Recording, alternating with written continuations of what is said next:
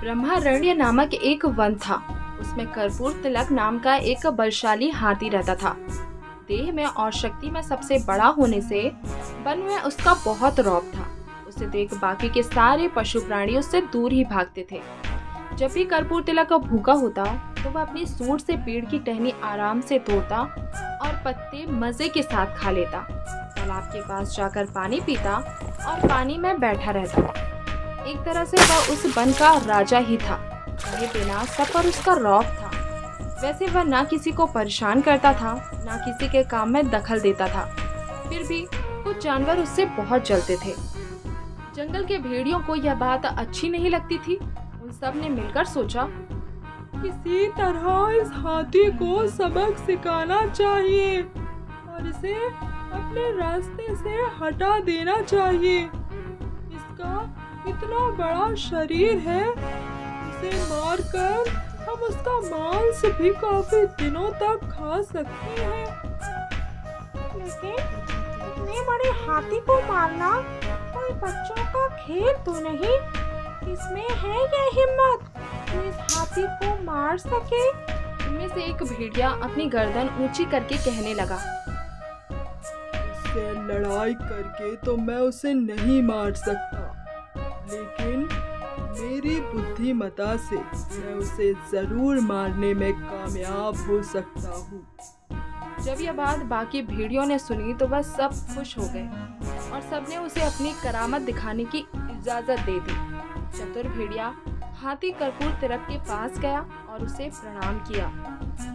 प्रणाम, आपकी कृपा हम सब पर सदा बनाए रखिए हाथी महाराज।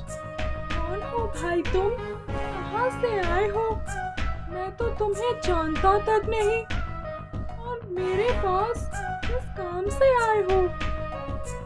महाराज, मैं एक भेड़िया हूँ। मुझे जंगल के सारे प्राणियों ने आपके पास भेजा है।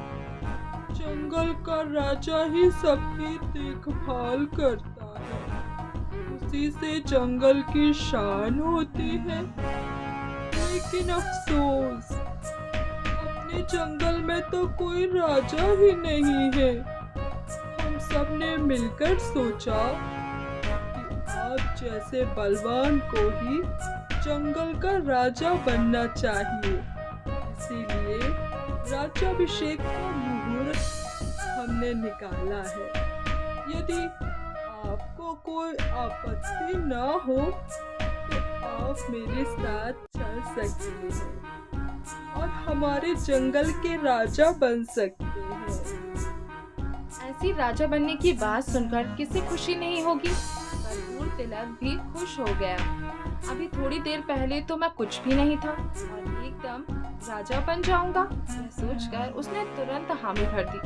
दोनों चल पड़े। भेड़िया कहने लगा, मुहूर्त का समय नजदीक आ रहा है, जरा जल्दी चलना होगा हमें। भेड़िया जोर जोर से भागने लगा। उसके पीछे कर्पूर तिलक भी जैसे बन पड़े भागने की कोशिश में लगा रहा। बीच में एक तालाब आया। उस तालाब में ऊपर ऊपर तो पानी दिखता था, लेकिन नीचे काफी दलदल था। भेड़िया छोटा होने के कारण कूदकर तालाब को पार कर गया और पीछे मुड़कर देखने लगा कि कर्पूर तिलक कहाँ तक पहुँचा। कर्पूर तिलक अपना भारी शरीर लेकर जैसे ही तालाब में जाने लगा, दलदल में फंसता ही चला गया। निकल न पाने के कारण वह भेड़िया को आवाज लगाता रहा, अरे दोस्त, मेरी जरा मदद करोगे? मैं इस दलदल से निकल नहीं पा रहा हूँ। लेकिन भेड़िया का जवाब तो अलग ही आया। अरे मूर्ख हाथी, मुझ जैसे भेड़िए पर तुमने यकीन तो किया, लेकिन अब भुगतो और अपनी मौत की घड़ियां गिनते रहो। मैं तो चला। यह कहकर भेड़िया खुशी से अपने साथियों को यह खुशखबरी देने के लिए दौड़ पड़ा। बेचारा कर्पूर तिलक। इसीलिए कहा गया है, एकदम से किसी पर यकीन न करने में ही भलाई है।